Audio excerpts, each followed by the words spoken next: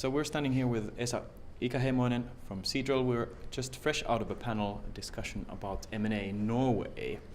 What do you think, Esa, wearing your industrial hat, have been the key drivers for M&A activity in Norway? And can we actually talk about Norway alone when we are referring to your sector? I guess, well, from my perspective, it is a little bit difficult to talk about Norway on a standalone basis and somehow disconnect it from what really is the dominant piece in the Norwegian economy, which has to do with oil and gas. Yeah. So, from my perspective, whatever happens in Norway, certainly on the energy side, is just so heavily driven by the global developments, things such as oil price, gas margins, continuous need for more natural gas in the continental Europe, and so on and so forth. That drives the valuation of companies, that drives the way people see the market going forward, that drives opportunities and that drives risks. Sure. And when you say valuation, do you think that there is potential for the market to get into a state where it's almost arguable whether or not it can result in an overheated situation because of the sole volume of activity we've seen in the past few years and the expectations of the next few years ahead?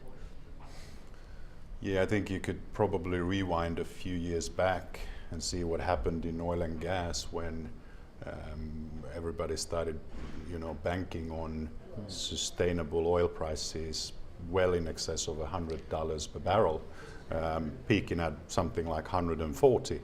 And if you ask yourself, what was the situation in 2007-8 before the financial crisis?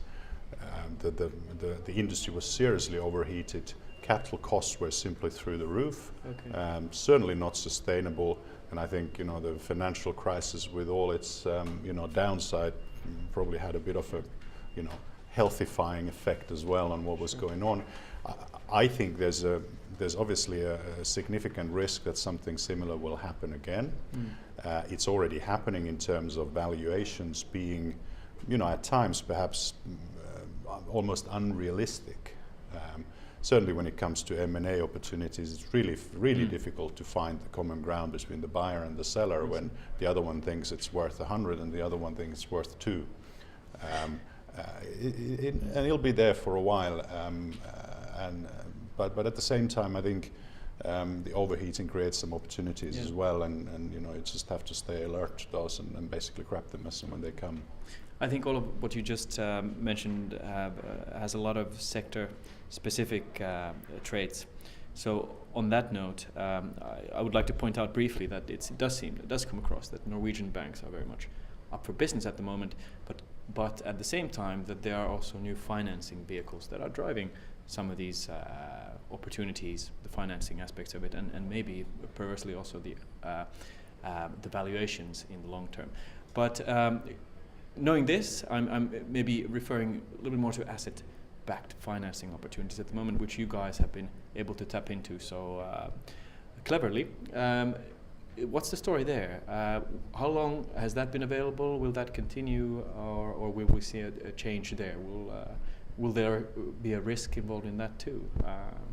Well, long may it last, I should say. I think Seadrill's story has been very, very strongly supported by willing banks. Actually, banks willing to take risk and put their balance sheet to work on the offshore side.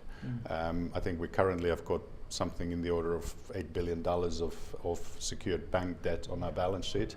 The latest deals that we've done, most notably the $2 billion facility that we put in place for North Atlantic drilling, the appetite for that was just huge. Okay.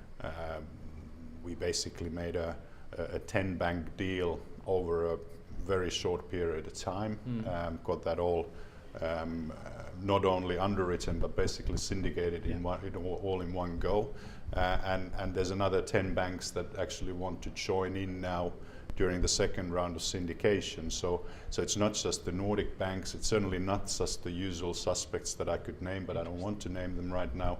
It's a there's an awful lot of interest from the big global banking players as well, and they want to join into this this market. So at this moment in time, if anything, it looks very attractive. There's a lot of competition, and from Seadrill's perspective, we've got well in excess of 20 banks actually involved in our financing facilities or bank facilities, and more and more banks want to join in.